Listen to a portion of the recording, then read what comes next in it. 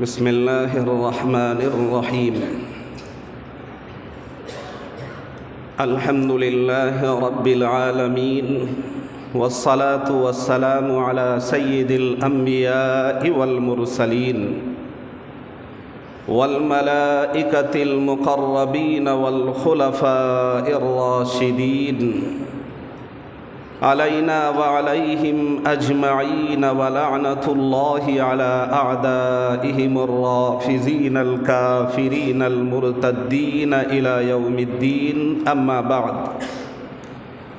فإن الله تبارك وتعالى يقول في كتابه أعوذ بالله من الشيطان الرجيم بسم الله الرحمن الرحيم ومن أصدق من الله قيلا وقال تبارك وتعالى الله لا إله إلا هو ليجمعنكم إلى يوم القيامة لا ريب فيه ومن أصدق من الله حديثا وعن عبد الله بن عمرو بن العاص رضي الله تعالى عنهما أن النبي صلى الله عليه وسلم قال أربع من كن فيه كان منافقا خالصا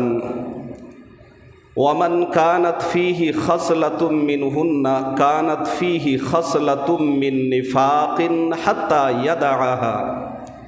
إذا اؤتمن خان وإذا حدث كذب وإذا عاهد غدر وإذا خاصم فجر أو كما قال النبي صلى الله عليه وسلم ہزاروں سال نرگس اپنی بے نوری پہ روتی ہے، ہزاروں سال نرگس اپنی بے نوری پہ روتی ہے، بڑی مشکل سے ہوتا ہے چمن میں دیدہ ور پیدا۔ درود شریف آہستہ آواز میں عقیدت اور محبت میں غرق ہو کر ڈوب کر ایک بار پڑھ لیں۔ اللہم صلی علی سیدنا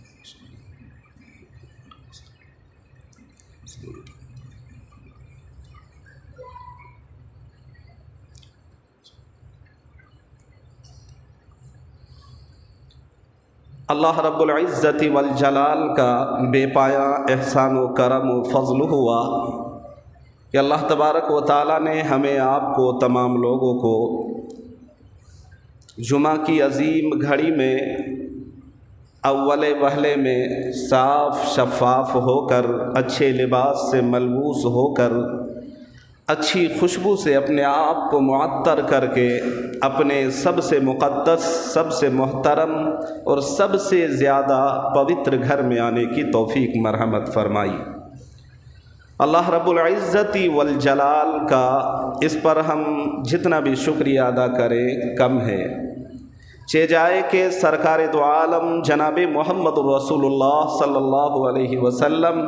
ارشاد فرماتے ہیں، اور قرآن میں بھی اللہ فرماتا ہے کہ اگر اللہ تبارک و تعالیٰ کی نعمتوں پر اللہ کا بندہ شکر ادا کرتا رہے تو اللہ تعالیٰ اس کی ناز و نعم میں بڑھوتری کرتا رہتا ہے۔ تو یہ اللہ کی بہت بڑی نعمت، بہت بڑا کرم اور فضل ہوا کہ اللہ نے ہمیں یہ موقع نصیب عنایت فرمایا ہے، اور اللہ کی ذات سے ہمیں پوری امید ہے کہ جب تک ہم زندہ رہیں گے اللہ تعالیٰ اپنی مرضیات پر ہمیں چلنے کی انشاءاللہ توفیق مرحمت فرمائیں گے۔ پوری دنیا میں جتنے بھی مذاہب اور مذاہب کے فالوورز ہیں، جتنی قومیں آباد ہیں پوری دنیا کے اندر،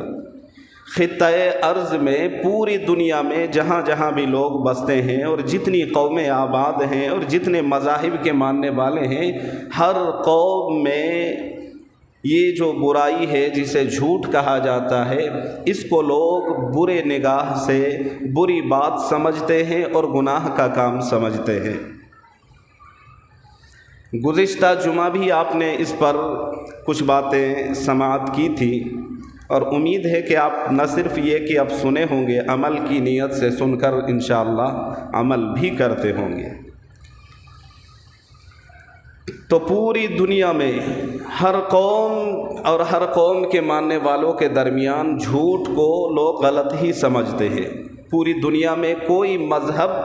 اور کوئی قوم اور کوئی آبادی میں بسنے والے لوگ ایسے نہیں ملیں گے، کوئی قوم ایسی نہیں ملے گی، کوئی ملک ایسا نہیں ملے گا، کوئی خطۂ ارض میں بسنے والی ذات انسان کہیں بھی ایسا نہیں ملے گا جو یہ کہے کہ ہمارے یہاں جھوٹ کو لوگ اچھا سمجھتے ہیں۔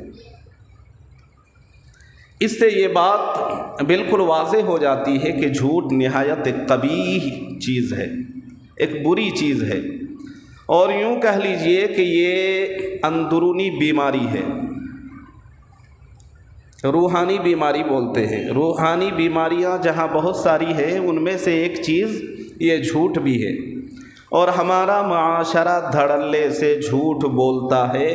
اور جھوٹ بولنے کو لوگ اپنا آرٹ، ہنر سمجھنے لگے، کلا سمجھنے لگے، اور سچ اور حقیقت اور فیکٹ اور ریالٹی یہ ہے کہ لوگ جھوٹ بولنے کو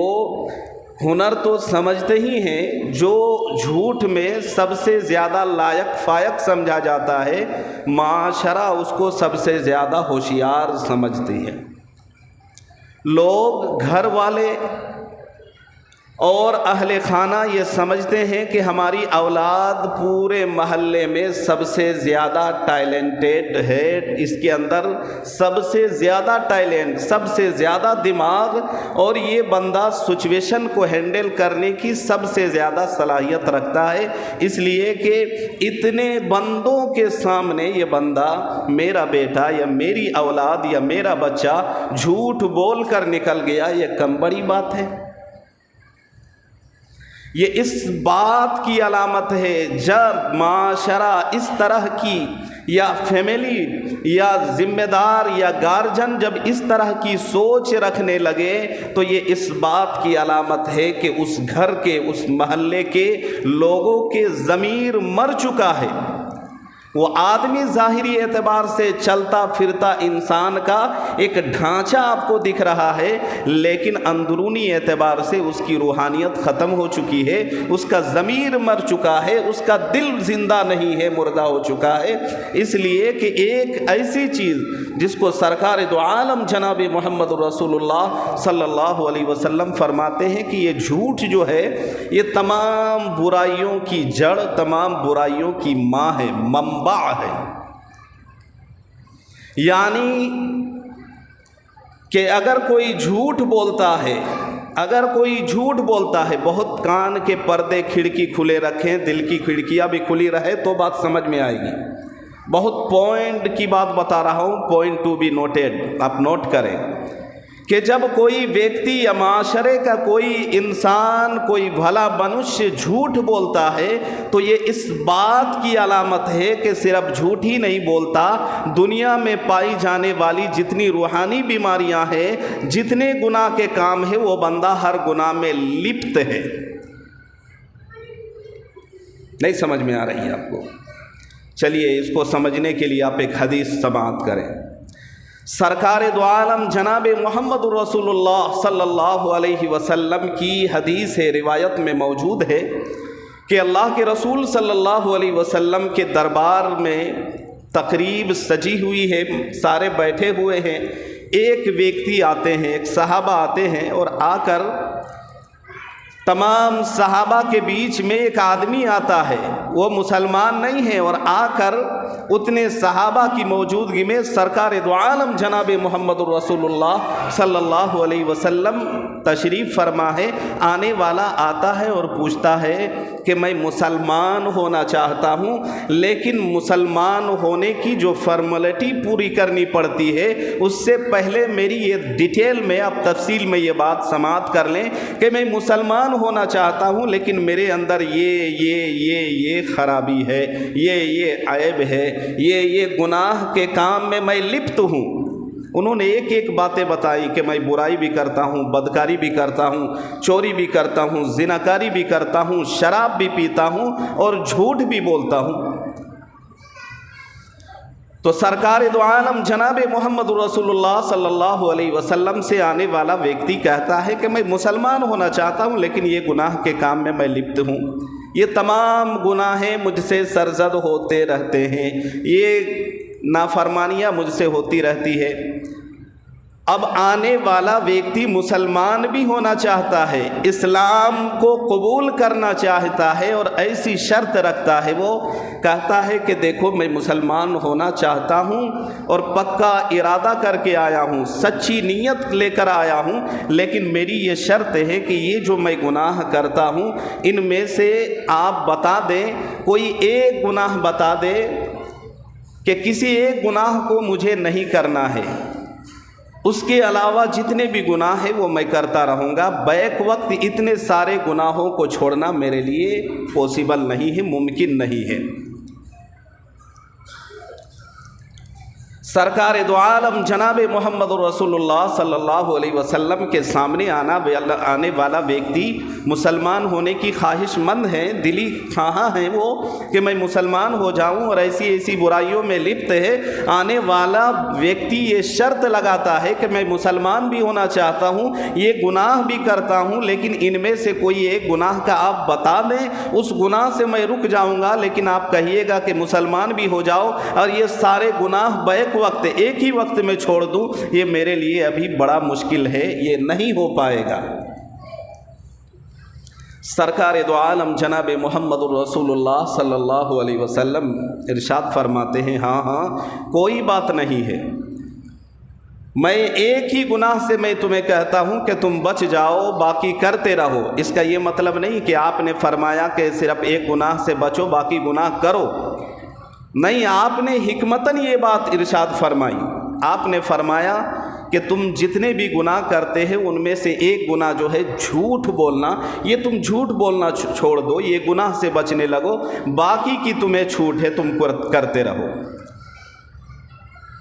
اسے آپ علیہ الصلاۃ والسلام کی اتھارٹی، اقتدار سمجھ میں آتا ہے، آپ کی رفعت سمجھ میں آتی ہے، آپ کی بلندی سمجھ میں آتی ہے، آپ کے شان اور آپ کا مقام سمجھ میں آتا ہے۔ اللہ تبارک و تعالیٰ نے کتاب عظیم میں فرمایا ما آتاکم الرسول فخذوہ وما نہاکم عنہ فانتہوا۔ اللہ کے رسول صلی اللہ علیہ وسلم ارشاد فرماتے ہیں کہ جھوٹ چھوڑ دو،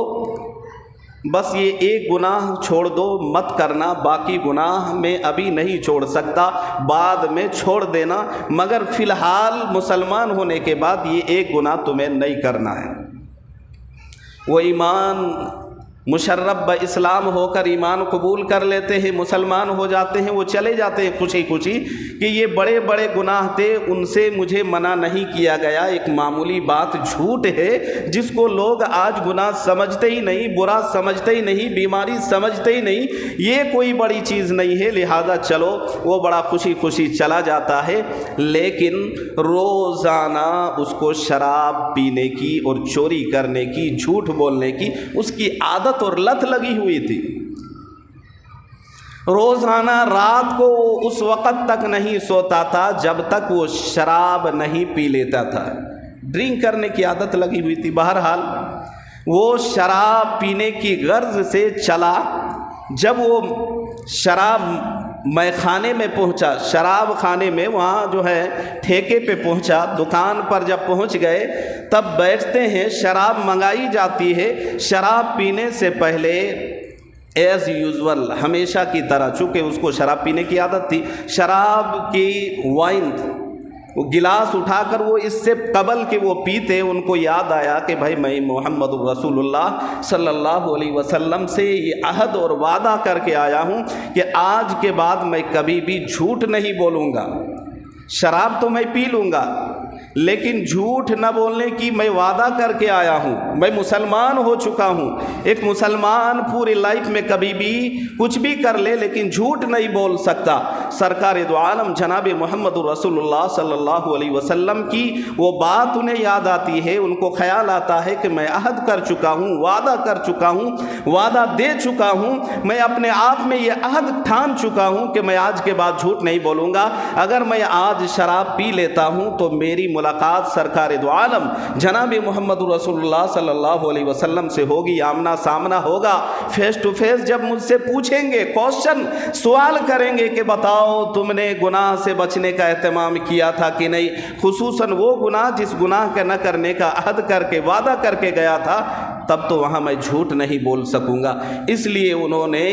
शराब पिए बिना वापस लौट गए। बहरहाल चोरी करने की भी आदत थी, रात चोरी करने की गर्ज से चले गए। जब चोरी करने की नीयत से गए, पूरे इरादे के साथ गए, चोरी करने ही वाले थे कि उनको ख्याल आया कि अगर मैं चोरी कर लेता हूँ तो फिर ऐसा होगा कि सरकार दो आलम की मजलिस में जाना होगा, वहाँ बात उठेगी, पूछा जाएगा, और पूछने के बाद जब मुझसे कहा जाएगा कि चोरी से बचने का एहतमाम किया था, तो मैं झूठ नहीं बोल सकूँगा। चोरी भी छूट गई। सरकार दो आलम सल्लल्लाहु अलैहि वसल्लम का वो जानिसार, रात को उसको ज़िना करने की बदकारी की आदत थी। बदकारी की नीयत से, इरादे से वो बंदा जाता है। जब पहुँचता है, बदकारी के लिए बंदा तैयार है, उसको मोहम्मद रसूलुल्लाह से किया हुआ वादा, उसको ये बात याद आ जाती है। वो दिल ही दिल में सोचते हैं कि बदकारी तो कर लूँगा,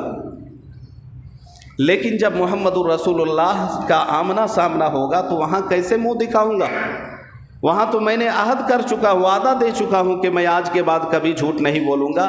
तो अगर मैं ज़िना कर लेता हूँ, बदकारी में लिप्त हो जाता हूँ, तो फिर झूठ बोलना लाजिम आएगा, और मैं झूठ बोल नहीं सकता। मुसलमान कभी झूठ बोलता नहीं है, वो उस गुनाह को भी छोड़ देता है, बच के आता है। मोहम्मदुर रसूलुल्लाह की खिदमत में हाजिर होते हैं। हाजिर खिदमत होकर वो व्यक्ति, वो जो मुसलमान हो चुका है, वो कहता है, या रसूल अल्लाह, सुबहान अल्लाह, आपने एक ऐसी बात बताई, आपने एक ऐसे गुनाह से, माशरे का एक ऐसे नासूर से बचने का आपने मेरे से वादा किया, मुझे बताया, मुझे समझाया, मुझे तलकीन और ताकीद की कि उस एक गुनाह की वजह से बड़े बड़े जितने गुनाह थे वो तमाम गुनाह मुझसे छूट गए।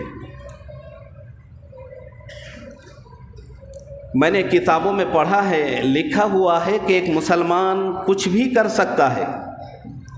एज ए मुस्लिम कुछ भी का मतलब समझ सकते हैं। बैक वक्त नफ्स है, नफ्स का गलबा होने की सूरत में चोरी भी कर ले, जिना कर ले, डाका डाल ले, और माँ बहन की एक कर दे, गाली दे दे, हक तलफी कर ले, हुकूक मुस्लिम का ख्याल ना रखे, कुछ भी कर ले। लेकिन लिखा हुआ है कि एक मुसलमान झूठा हो, ये नहीं हो सकता। लेकिन आज मुसलमान इतने धड़ल्ले से झूठ बोलते हैं और झूठ का इस कदर एहतमाम करते हैं कि अब ऐसा लगता है कि ऐसा लगता ही नहीं कि माशरे में कोई एक व्यक्ति ऐसा हो जिस पर ये लोग बिलीव और यकीन कर सके कि हाँ भाई ये सच्चा आदमी है। अल्लाह तबारक व तआला अपने मुक़द्दस किताब में इरशाद फरमाते हैं, वमन अस्दक़ु मिनल्लाहि क़ीला, कि अल्लाह से ज़्यादा सच्ची बात किसकी हो सकती है। ये अल्लाह खुद फरमाता है अपने बारे में कि अल्लाह से ज़्यादा सच्ची बात और किसकी होगी। ये सुनने की बात है, ध्यान देने की बात है, और ध्यान से सुनकर इन बातों को फॉलो करने, अमल करने की बातें हैं। याद रहे, आप जो भी अमल कर रहे हैं करते रहें, लेकिन अगर इस बुराई में आप लिप्त हैं तो आपका सारा अमल इस बुराई के जद में चला जाएगा, इसके हत्थे चढ़ जाएगा। आपको वो फ़ायदा, वो बेनिफिट नहीं मिलेगा। आपको वो फ़ायदा जो होना चाहिए वो फ़ायदा नज़र नहीं आएगा अगर आप इस गुनाह से बचने का एहतमाम नहीं करते हैं। एक मुसलमान को इससे और ज़्यादा बड़ी दुनिया और आखिरत में कामयाबी क्या चाहिए कि वो बंदा हर गुनाह से बचे, टेंशन फ्री लाइफ हो, रिज़्क़ में बरकत हो, अल्लाह के रसूल सल्लल्लाहु अलैहि वसल्लम के साथ वो बंदा दुखूल जन्नत करे, हश्र और नश्र में वो बंदा परेशानी से बच जाए, बीमारी और टेंशन डिप्रेशन से बंदा बचा रहे, जन्नत उसको मिल जाए, जन्नत का परवाना मिल जाए। उसके लिए एक मुसलमान को मिन हैसुल मुसलमान, मुसलमान होने की हैसियत से इससे ज़्यादा और बड़ी चीज़ और क्या हो सकती है। لیکن انفارچونیٹلی بدقسمتی سے اگر مسلمان ان چیزوں سے بچتا نہیں ہے، احتیاط نہیں کرتا ہے، تو دنیا میں بھی خسارہ ہے، نقصان ہے، اور آخرت میں بھی اس کے لیے نقصان ہی نقصان ہے۔ دنیا میں بھی تباہی ہے اور آخرت میں بھی بربادی ہے، دنیا بھی اس کا خسارہ اور نقصان، اور آخرت میں بھی اس کا گھاٹا ہی گھاٹا ہے۔ اس لیے گناہ سے بچنے کا اہتمام کرنا چاہیے۔ اخص الخاص یہ جو گناہ ہے جس کو ہم جھوٹ کہتے ہیں، جس کو لوگ اب جھوٹ نہیں، اس کو آرٹ اور کلا اور فنکاری سمجھنے لگے ہیں، اس سے بچنے کا اہتمام ہم سب کو کرنا انتہائی ضروری ہے۔ اللہ تبارک و تعالیٰ اپنی مقدس کتاب دوسری جگہ ارشاد فرماتے ہیں، اللہ لا الہ الا ہو، کہ اللہ وہ ذات ہے جس کے علاوہ کوئی اللہ نہیں ہے۔ اللہ وہی ہے جس کے سوا اور کسی کی عبادت اور پرستش وندنا نہیں کی جا سکتی ہے۔ اللہ ہی وہ ذات ہے جس کے سوا کوئی عبادت کے لائق اور معبود نہیں ہے۔ اللہ فرماتے ہیں لَيَجْمَعَنَّكُمْ إِلَى يَوْمِ الْقِيَامَةِ لَا رَيْبَ فِيهِ۔ اللہ فرماتے ہیں کہ اللہ کی ذات وہ ذات ہے کہ جس کی ذات کی ہی عبادت پرستش کے لائق ہے، اس کے علاوہ اور کوئی ہستی ایسی نہیں جس کی عبادت ہو سکتی ہے۔ پھر آگے فرماتے ہیں لَيَجْمَعَنَّكُمْ إِلَى يَوْمِ الْقِيَامَةِ، قیامت کے دن اللہ تعالیٰ تم سب کو، یعنی پوری دنیا کے لوگوں کو، اللہ اپنے تمام بندوں کو، تمام مسلمانوں کو جمع کریں گے۔ اِلَى يَوْمِ الْقِيَامَةِ، قیامت کے دن، لا ریب فیہ، اور اللہ خود فرماتے ہیں، میں نہیں کہتا، یہ اللہ کی کتاب ہے، اللہ کا کلام ہے، اللہ اپنے بارے میں کہتا ہے وَمَنْ أَصْدَقُ مِنَ اللَّهِ قِيلًا، تو کہیں اللہ کہتا ہے وَمَنْ أَصْدَقُ مِنَ اللَّهِ حَدِيثًا، کہ اللہ سے زیادہ سچی اور اچھی اور پکی بات کس کی ہو سکتی ہے۔ اللہ کہتا ہے اللہ کی ذات عبادت کے لائق ہے، اللہ کے علاوہ دوسرا کوئی اللہ نہیں، اللہ کے علاوہ وندنا کرنے والی کوئی ہستی اور ذات نہیں ہے، اللہ کی ذات ہے۔ اللہ خود فرماتا ہے لَيَجْمَعَنَّكُمْ إِلَى يَوْمِ الْقِيَامَةِ، اللہ سب کو قیامت میں میدان محشر میں جمع فرمائیں گے۔ جب وہاں جمع ہوں گے تو کھیلنے کودنے کے لیے جمع ہوں گے، بولو بھائی، وہاں دوسرے کو پریشان کرنے کے لیے جمع ہوں گے، وہاں ہم دونوں رشتہ داری پہچاننے کے لیے جمع ہوں گے۔ کیوں جمع ہوں گے وہاں؟ گھر بنانے کے لیے، روزی کمانے کے لیے، فیملی پلاننگ کے لیے، بچے کے لیے، مکان کے لیے، دکان کے لیے، ان چیزوں کے لیے تو وہاں جمع نہیں کیا جائے گا نا۔ کیوں جمع کیا جائے گا؟ یہاں یہ جو زندگی ابھی آپ کو ملی ہے، کسی کی 60، کسی کی 50، کسی کی 50 پلس ہے، کسی کے پہلے ہے، کسی کی 20 ہے، کسی کی 17 سال ہے، یہ جو ابھی عمر ملی ہوئی ہے، کسی کو 60 سال، 70 سال، 40 سال، ہر عمر کو لوگ اپنی اپنی عمر پوری کر رہے ہیں، اور پھر اس کا جو ہے نا کام تمام ہو رہا ہے۔ وہ جو اللہ فرماتا ہے لَيَجْمَعَنَّكُمْ إِلَى يَوْمِ الْقِيَامَةِ، اللہ قیامت میں جمع کریں گے، تو یہ جو جمع کریں گے یوں ہی جمع نہیں کریں گے، بلکہ یہاں جو عمر ملی ہے اس عمر کا حساب وہاں دینا ہوگا، اس لیے وہاں جمع کیا جائے گا۔ اور یہاں جو عمر ملی ہے اور اس عمر میں جو نیکی اور بدی کیے ہیں، جو نیک اعمال کیے ہیں اور غلط کام کیے ہیں، ان تمام اعمالوں کی بیس پر، اس کی بنیاد پر پھر وہاں ہمارا فیصلہ ہوگا کہ ہم اچھے تھے یا برے تھے، ہمیں جنت میں ڈالا جائے گا، جنت کا پروانہ ملے گا، یا جہنم دوزخ میں ڈالے جائیں گے۔ اس کا پروانہ ہوگا، اس کا حساب کتاب ہوگا، اس کا فیصلہ ہوگا۔ یہ جو دنیا میں ہمیں عمر ملی ہے، یہ عمر اس لیے ملی ہے کہ وہاں ہم حساب صحیح دے سکیں گے، اور اسی کے بیس پر، اسی کے آدھار پر ہم جنت میں بھی جائیں گے، اور یا تو گناہ کریں گے تو جہنم میں ڈالے جائیں گے۔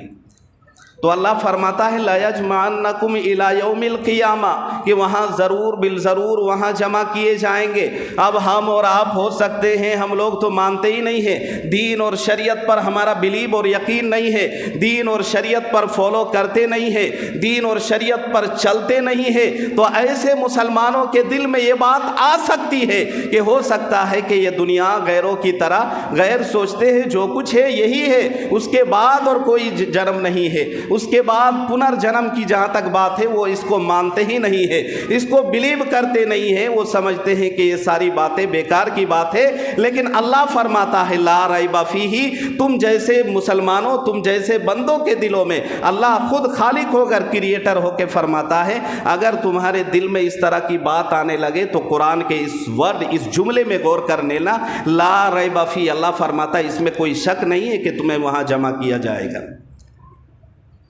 اور جب جمع کیا جائے گا تو یہ جو مکاری، ہوشیاری، فریب بازی، چالاکی اور چغل خوری، ہیرا پھیری، اسی طریقے سے اس کی ٹوپی اس کے سر، اور جتنے بھی معاشرے میں گناہ ہے، لوٹری کھیلنا، چال بازی کرنا، عیاری کرنا، زنا کرنا، یہ اس طرح کے جتنے بھی گناہ ہیں تمام گناہوں کا وہاں حساب کتاب ہوگا اور وہاں جمع بھی کیا جائے گا۔ اللہ کی بات ہے، اور آگے اللہ فرماتا ہے وَمَنْ أَصْدَقُ مِنَ اللَّهِ حَدِيثًا، کہ اللہ سے زیادہ سچی بات کسی کی نہیں ہو سکتی۔ یہ اللہ کی بات ہے، اللہ خود کہتا ہے کہ ایسا ہوگا، وہاں جمع کیا جائے گا، اور یہ یقینی بات ہے، اور اللہ سے زیادہ سچی کسی کی بات نہیں ہو سکتی ہے۔ بتاؤ جب یہ بات بھی سچی ہے اور اللہ سے زیادہ سچی کسی کی بات نہیں ہو سکتی تو اللہ نے کہا ہے تو سب باتوں کا حساب دینا پڑے گا۔ پورے مسجد میں جتنے بھی لوگ بیٹھے ہیں بتائیے، دل دھر کے، دل تھام کے، یقین کے ساتھ بالکل سچ بات بتائیے کہ ہم میں سے کون ایسے ہیں جو صبح سے شام تک ہو جاتی ہے اللہ اکبر، اللہ کی صدا، عشاء کے بعد جب ہم سونے لگتے ہیں تب بھی جھوٹ کے بعد ہی ہماری رات ختم ہوتی ہے؟ کیا ہوگا؟ اللہ کے رسول جناب محمد رسول اللہ صلی اللہ علیہ وسلم حدیث میں فرماتے ہیں، جس کے راوی عبداللہ بن عمرو بن عاص رضی اللہ تعالی عنہما ان النبی صلی اللہ علیہ وسلم قال اربع کہتے عربی میں چار کو، اربع من کن فیہ، کہ چار چیزیں، چار عادتیں، چار خصلتیں ایسی ہے کانا منافقاً خالصاً، وہ خالص کو اور لفظوں میں کہیں گے تو پیور بولتے ہیں اس کو، خالص منافق ہوتا ہے۔ وہ کون ہے؟ ومن کانت فیہ خصلۃ منہن، یہ جس کے اندر یہ خصلتیں، یہ عادتیں، یہ چار چیزیں پائی جائیں گی، ومن کانت فیہ خصلۃ من نفاق حتی یدعها، لیکن اگر چار میں سے کسی کے اندر ایک پائی جائے تو اس کے اندر نفاق پایا جائے گا۔ یعنی یہ جو چار چیزیں جس بندے کے اندر پائی جائیں گی اس کو کلمہ کی بنیاد پر پکا کافر تو نہیں کہا جائے گا، لیکن دین کا دشمن وہ ضرور ہوگا۔ وہ بسا اوقات آپ علیہ الصلاۃ والسلام کے بارے میں آپ فرماتے ہیں، حدیث میں ہے کہ ایک مسلمان کے لیے، دین اسلام کے لیے اور دین اسلام کے فالوورز کے لیے یہودیوں سے، عیسائیوں سے، کافروں سے، مجوسیوں سے اتنا نقصان نہیں پہنچا جتنا ایک نفاق والے سے، ایک منافق سے پہنچا ہے۔ اب یہ ہے کہ آپ بہت دفعہ منافق سن چکے ہیں۔ منافق کا ایک شبد میں ہم جو ہے نا بتا دیتے ہیں اس کو شارٹ کٹ میں، منافق کہتے ہیں ڈبل انجن یا دو منہ والے آدمی کو۔ تو منہ تو آدمی کا ایک ہی ہوتا ہے، یہ عرف عام میں وہاں بولتے ہیں، عرف عام میں ڈبل انجن یا دو منہ اس کو بولا جاتا ہے کہ ادھر گیا تو ادھر کی بات، ادھر گیا تو ادھر کی بات، بندر کی طرح ادھر ادھر گلاٹی مار رہا ہے۔ دھوئے بھائی کے سامنے بندہ جاتا ہے، ایک کو کہتا ہے کہ یار وہ تو ایسی ایسی بات کرتا ہے اور تمہارے بارے میں اس کا خیال، اس کی سوچ اچھی نہیں ہے، جب ادھر والے کے پاس گیا تو اس کے بارے میں برائی کرنے لگا۔ اس زمانے میں جو منافق لوگ تھے وہ مسلمانوں کے ساتھ مل کے رہتے تھے اور کہتے تھے کہ ہم تو یار تمہارے سے زیادہ ہم جو ہے نا محنتی ہے، تم سے زیادہ ہم اسلام کے ڈیفنس اور دفاع کرنے والے ہیں، مسلمانوں سے، اور مسلمانوں کا سب سے بڑا خیر خواہ منافق کہتا ہے میں ہوں، ہم سے زیادہ مسلمانوں کا خیر خواہ کوئی نہیں ہو سکتا، شبھ چنتک کوئی نہیں ہو سکتا۔ لیکن جب وہ یہودیوں کے پاس، مجوسیوں کے پاس، عیسائیوں کے پاس، کافروں کے پاس جاتے تو مسلمانوں کی بھید اور راز کی بات ان کو بتاتے تھے کہ ان کا یہ معاملہ طے ہوا ہے، وہ یہ کرنے والے ہیں، ان کے اندر یہ بات چل رہی ہے، تو اندر کی راز اور بھید کی بات جا کر بتاتے تھے۔ تو آپ نے فرمایا اربعٌ من کن فیہ کان منافقا خالصا، جس بندے کے اندر یہ 4 عادتیں خصلتیں ہوں گی وہ پکا منافق ہوگا۔ ان میں سے ایک ہے اذا اؤتمن خان، جب کسی کے پاس امانت رکھی جائے تو امانت میں خیانت کرے۔ امانت میں خیانت کرنا، اس پر ابھی تفصیلی بات کرنی نہیں ہے چونکہ جھوٹ پر بات چل رہی ہے، بہرحال کبھی اس پر بھی بات ہوگی۔ دوسرے نمبر پہ ہے اذا حدث کذب، کہ جب بات کرے، جہاں بات کرے، سچویشن کنڈیشن کچھ بھی ہو، کذب، جھوٹ ہی بکے گا، وہ جھوٹ ہی بات کرے گا، جھوٹ بول کے دوسروں کو اپنا بنانا چاہے گا، جھوٹ بول کے رشتہ توڑوانا چاہے گا، جھوٹ بول کے میاں بیوی کے درمیان تفریق کرنا چاہے گا، جھوٹ بول کے بسا بسایا گھر اجاڑنا چاہے گا، جھوٹ بول کے کسی کی عزت، کسی کی رفعت کو مٹی میں ملانا چاہے گا، جھوٹ بول کے کسی کے عہدے کو خطرہ میں ڈالنا چاہے گا۔ یہ بہت بڑی چیز ہوتی ہے جھوٹ۔ اللہ کے رسول صلی اللہ علیہ وسلم فرماتے ہیں منہن من النفاق حتی یدعها، کہ اگر اس کے اندر یہ 4 میں سے ایک بھی ہے تو وہ نفاق سے بری نہیں ہے، نفاق ہے یہ حتی یدعها، ایون کہ وہ چھوڑ دے اس عادت کو۔ تو یہ بہت بری چیز ہے، لیکن میں ببانگ دہل مسجد کی سب سے مقدس جگہ میں بیٹھ کر کہتا ہوں کہ بھری مسجد میں شاید میں کہتا ہوں، جب بھری مسجد میں آ گئی تو نہ آپ بچے ہیں نہ میں بچا ہوں، شاید ایک ویکتی کوئی ہے جو یہ کہے کہ میں جھوٹ نہیں بولتا، اور گھنٹہ میں، پل پل میں، سیکنڈ میں، مرحلے میں بندہ جھوٹ پہ جھوٹ پھینکے جا رہا ہے لمبے۔ اور جھوٹ یہ بہت بڑا دغا دینا ہے۔ جھوٹ کی قسمیں 3 قسمیں بتائی گئی ہے، لیکن سمے تو نہیں ہے، وہ ہو گیا ہے۔ اس پر جو ہے مختصر سے ایک حکایت میں بتا دوں کہ ایک دفعہ کی بات ہے، ایک جھوٹا آدمی، جب جھوٹا آدمی ہوتا ہے نا، تو جب جھوٹ بولنے کی عادت اور لت لگ جاتی ہے تو اب سامنے والا آدمی اس کی کسی بات پر بھروسہ، بولیے نا بھائی، وہ چاہے ساری رات ادھر پڑی جو ہے نا عبادت کرتے رہے، تہجد پڑھتا رہے، اتنا لمبا تسبیح لٹکا لے، لمبی داڑھی رکھ لے، جبہ پہن لے اور یہ عطر لگا لے، اور کبھی مسجد کا امام ہی کیوں نہ ہو جاؤ، کتنا بڑا مولوی مفتی کوئی بھی ہو، لیکن اگر وہ جھوٹا ہو تو سامنے سے اس کی عزت ختم ہو جاتی ہے۔ جھوٹ کی وجہ سے سامنے والا اب اس کی بات پر یقین نہیں کرتا ہے، ایون کہ اگر وہ 10-20 قسم کھاتا ہے تب جا کر وہ یقین کرتا ہے۔ اس میں بھی آدمی کو خطرہ رہتا ہے کہ کہیں ایسا نہیں بعد میں گلاٹی نہ مار دے۔ تو ایک آدمی تھا، ہمیشہ جھوٹ پہ جھوٹ بولتا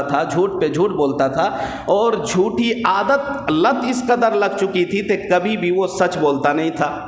تو ایک دفعہ کی بات ہے، ایک محلے کے سامنے وہ چٹیل میدان کے پیچھے وہ چلا جاتا اور روزانہ زور سے چلاتا، ہلہ کرتا کہ بھائی دیکھو ادھر سے ایک شیر دہاڑتا ہوا آ رہا ہے۔ اب جب وہ یہ اعلان کرتا تو اس کی بات، اس کے اعلان سن کر لوگ بھاگے چلے آتے اور دیکھتے کیا ہے، پوچھتے سارے کہ بھائی کدھر ہے، کہاں ہے شیر، اور کس سے بچنا چاہتے ہو، اور کس سے بچنے کی تم دہائی لگا رہے ہو۔ تو انہوں نے جب سارے لوگ جمع ہو جاتے تو کہا کہ بھائی بات کچھ ایسی نہیں ہے، سچی اور صحیح بات نہیں ہے، بلکہ میں جھوٹ بول رہا تھا۔ اب اس کی یہ لت لگ گئی تھی، عادت ہو گئی تھی، روزانہ جب تب وہ ایسا ہی کرتا، وہاں جا کے چلاتا کہ بھائی دہاڑتا ہوا شیر آ رہا ہے۔ سارے لوگ جب جمع ہو جاتے، جب پوچھتے تو ادھر ادھر دیکھتے، کہیں کچھ نہیں، تو وہ سامنے سے کہتا کہ جی میں جھوٹ بول رہا تھا۔ ایک دفعہ کی بات ہے، وہ وہاں گیا، جا کر چلانے لگا کہ بھائی شیر آ گیا ہے، لہذا بچاؤ اور بچو، اپنا ڈیفنس کرو۔ جب چلانے لگا تو لوگوں کو یقین ہو چکا تھا کہ پہلے کی طرح یہ بندہ جھوٹا ہے، جھوٹ ہی بول رہا ہوگا، لہذا کوئی گیا نہیں۔ سوئے اتفاق ایسا ہوا کہ اس دن سچ مچ کے دہاڑتا ہوا ایک شیر چیتا آ چکا تھا۔ اب اس جھوٹے کو یوں جھپٹا مار کے اس کو نگل لے، پھاڑ ڈالے، اس کا کام تمام۔ جب سارے لوگ جمع ہوتے ہیں، اس کی چیخ پکار سنائی دیتی ہے، سارے جمع ہوتے ہیں تو دیکھتے کیا ہے کہ صرف اس کی ہڈی پڑی ہوئی ہے۔ سب سمجھ جاتے ہیں کہ جھوٹوں کے ساتھ یہی معاملہ ہوتا ہے۔ تو جھوٹ ایک بہت بری چیز ہے۔ بہت بری چیز ہے، اس سے بچنا چاہیے۔ سیدنا عبد القادر جیلانی رحمۃ اللہ علیہ کا بچپن کا وہ واقعہ تو آپ سنے ہوں گے کہ جب وہ پڑھنے کے لیے جاتے ہیں، بہت کم عمری ہے، ماں جب اس کو پڑھنے کے لیے بغداد کا سفر کے لیے اس کو بھیجتی ہے تو اس کے پاس کچھ اشرفیاں جو ہوتی ہیں اس کو یوں اچکن میں اس کو ڈال کر سی دیا جاتا ہے، ماں سی دیتی ہے، بچہ چلا جاتا ہے۔ اس زمانے میں سواری ہوتی نہیں تھی، سارے قافلے والوں کے ساتھ یہ بچہ شیخ عبد القادر جیلانی جو وقت کا بہت بڑا مجدد، بہت بڑا صوفی، بہت بڑا اللہ والا، بڑا محقق بننے والا تھا، یہ بھی قافلے والوں کے ساتھ چلا جا رہا ہے۔ سوئے اتفاق ایسا ہوا کہ قافلے والوں کو گھیر لیتا ہے رہزن۔ راہ کے معنی راستے کے آتے ہیں، زن کے معنی چھنتائی کرنا سادھارن لفظوں میں، یعنی ڈاکہ زنی کرنے والے کو رہزن کہا جاتا ہے۔ سارے کو گھیر لیتے ہیں اور سب سے بندوق تان کر کہتے ہیں کہ جو کچھ ہے یہاں جمع کرو، کہیں ایسا نہ ہو اگر تم اپنی ضد اور شیخی بگارو گے تو تمہاری جان بھی چلی جائے گی، تمہارا مال بھی چلا جائے گا۔ تو سارے اپنے اپنے مال جمع کر دیتے ہیں۔ تو اس ڈاکوؤں میں سے ایک ڈاکو سردار اپنی جگہ بیٹھے ہوئے ہیں، وہ آتا ہے اور آ کر اس بچے سے جو وقت کا شیخ عبد القادر جیلانی بننے والے ہیں، اس سے پوچھتے ہیں کہ بھائی تم بھی بتاؤ تمہارے پاس کیا ہے۔ بچہ کہتا ہے کہ میرے پاس زیادہ کچھ نہیں ہے، یہ کچھ کپڑے ہیں اور یہاں جو ہے نا میرے پاس 40 اشرفیاں ہیں۔ آپ کتاب میں پڑھ چکے ہوں گے، کہتے ہیں کہ 40 اشرفیاں ہیں۔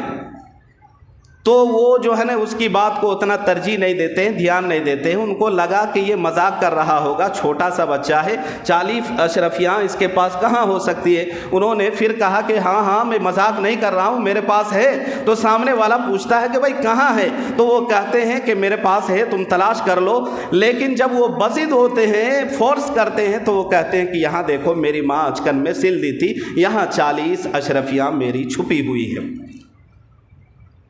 اب یہ ڈاکو رہزن وہ پکڑ کے اس بچے کو جو وقت کا شیخ عبد القادر جیلانی بننے والے ہیں، اس کو ڈاکو کے سردار کے پاس لے کے جاتے ہیں اور لے جا کر کہتے ہیں کہ اس کا یہ ماجرا ہے، ساری باتیں کہہ سناتے ہیں۔ تو اب ان ڈاکوؤں کا جو سردار ہے آگے سے پوچھتے ہیں کہ یہ بتاؤ یہ بات تمہاری والدہ سی دی تھی، یہ کسی کو پتہ نہیں تھا اور ہمیں اس بات کی بھنک بھی نہیں لگی تھی، پتہ بھی نہیں چلا تھا۔ تلاش بسیار کے بعد، بہت ڈالا ڈھونڈنے تلاش کرنے کے بعد جب ہمیں یہ بات پتہ نہیں چلی، نہیں سمجھ میں آیا، تو تمہیں یہ بات بتانے کی کیا ضرورت تھی؟ تم چھپ چھپا کر، بچ بچا کر، سچ اگر نہیں بولتے، جھوٹ بولتے تو یہ تمہاری اشرفیاں بچ سکتی تھی، پیسے بچ سکتے تھے، لیکن تم نے کیوں اپنی جان اور مال کے تم خود اپنے دشمن ہو گئے؟ انہوں نے کہا کہ میری والدہ میرے آنے کے سمے اس کو سلتے ہوئے ایک نصیحت کی تھی، اور سب سے بڑی نصیحت وہ یہ ہے کہ بیٹا کچھ بھی ہو جانا، اپنی پوری لائف میں کبھی جھوٹ نہیں بولنا۔ مجھے اپنی ماں کی بات یاد آ گئی، اس لیے میں نے جھوٹ نہیں بولا، اور جھوٹ نہ بول کر میں نے سچ بولنے کو اچت سمجھا، اچھا سمجھا، میں نے سچ بول دیا۔ ان سارے ڈاکوؤں کے آنکھوں میں آنسو آ گئے، وہ سارے کو آنکھیں ڈبڈبا گئی، وہ سارے کے سارے جو ہے نا اپنے ہتھیار ڈال دیتے ہیں، اور ڈاکوؤں کا سردار یہ اعلان کرتا ہے کھلے طور پر کہ جس کا قافلے والوں کا جو بھی سامان لوٹا ہے وہ سارے سامان سب کو واپس کر دیا جائے۔ سارے اس کے سامنے ہتھیار ڈال دیتے ہیں اور سب ان کے سامنے توبہ کرتے ہیں، اور سارے توبہ تلا کر کے وقت کے سب اپنے اپنے نیک اور ولی بن جاتے ہیں۔ تو ایک معمولی سی بات، سچ بات، چھوٹی سی بات، جس کی وجہ سے اتنے لوگوں کے ہدایت اور توبہ تائب کا ذریعہ بن جائے، آپ سمجھ سکتے ہیں یہ جھوٹ سے بچنا اور سچ بولنا یہ کتنی بڑی بات ہو سکتی ہے۔ معاشرے میں جھوٹ پر جھوٹ، اس لیے آج جمعہ میں یہ جو میسج اور سبق دیا گیا، آج جو باتیں بتائی گئی، جس عنوان پر آج بات ہوئی، میں آپ سب سے یہ درخواست کروں گا کہ آج سے انشاءاللہ عہد کرے، کچھ بھی ہو جائے، چاہے ہمارے رشتے میں خلل ہو جائے، سامنے والے سے دوستی ختم ہو جائے، کچھ بھی ہو ہو جائے لیکن انشاءاللہ ثم انشاءاللہ جھوٹ نہیں بولوں گا۔ اللہ تبارک و تعالی ہم سب کو ہر طرح کی روحانی بیماریوں سے، جھوٹ سے، ہر طرح کے خرافات سے، واہیات سے، لغویات سے بچنے کی توفیق دے۔ وآخر دعوانا ان الحمد للہ رب العالمین۔